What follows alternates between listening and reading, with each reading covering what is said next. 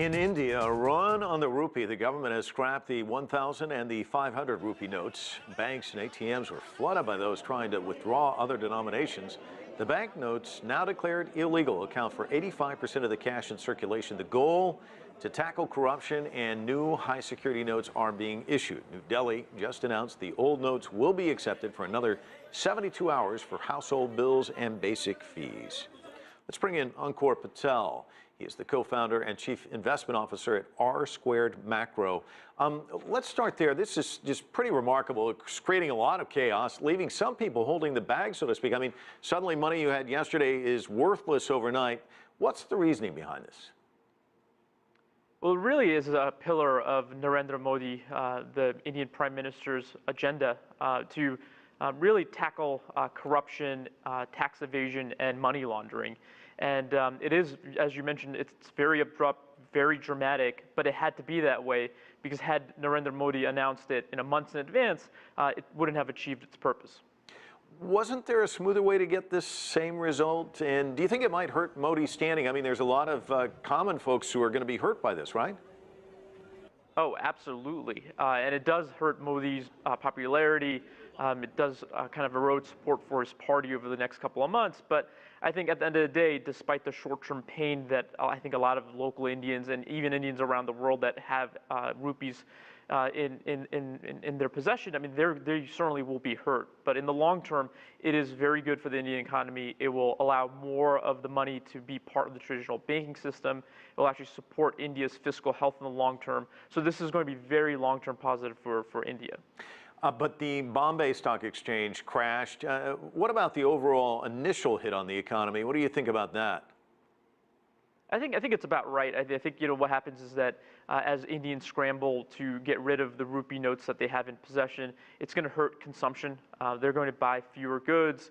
If you look at India, about 80 to 85% of the transactions that occur are actually done in cash. Now, that's very, very different than an advanced economy like the US or the United Kingdom, where about 25% of the transactions are done in cash. So given that so much of the transactions is still very much cash-based, it's going to hit demand, which means it's bad for Indian equities, which is why the Sensex is getting hit as hardly as it has.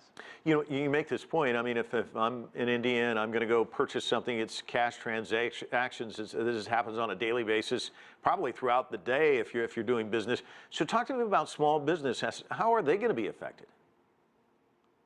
Well, for them, it is such a large hit for them. Most of their business is done in cash, and it's going to force, in the short term, it's going to force them to move to the traditional banking system. So they'll either have to take credit, which a lot of Indians don't have access to, or they'll have to wait until the new Indian rupee notes, the 500 rupee note that will come out and the 2,000 rupee note, both with much more advanced security features. They'll have to wait for those security notes to come out before they see business as usual. You mentioned it's a shock to the system. It had to be done this way in an attempt to curb corruption, counterfeiting, and funding terrorists. Give me a sense of just how bad that problem is. So about 30% of India's GDP, potentially maybe more, is part of the vast informal shadow economy. And it's not just illicit activities, it's not all money laundering, but it is money that the Indian government cannot tax because they just cannot track it. So you have all this lost tax revenue for a government that is in very much of need of tax dollars. There are a couple of problems at hand, but what the biggest problem right now that exists is that the Indian economy is very much a black market shadow economy, and more of it needs to be part of a traditional, transparent banking system. And that's the major objective that Modi has. So how much of a hit does the black market take? I mean, does this shut it down? Does it injure it, wound it? Do they figure workarounds? I mean, what's your sense? This certainly cannot solve the entire black market problem, but in our view, and I think a view of a lot of analysts around the world, is that this is a very bold, a very transformational move. It's one of the strongest moves that we've seen in any emerging economy, really ever. So from our perspective, this is the first of a series of moves that potentially could erode the shadow economy that India has.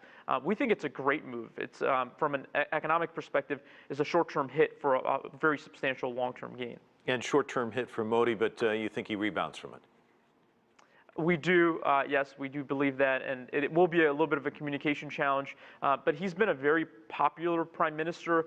He's done a lot for the Indian economy over the last few years, and he's waited this long to announce this measure. So, from our perspective, the timing is right. The Indian economy is on on pretty solid footing, and this is the right time to make such a move. All right, Ankur Patel joining us from Alabama. Thanks so much.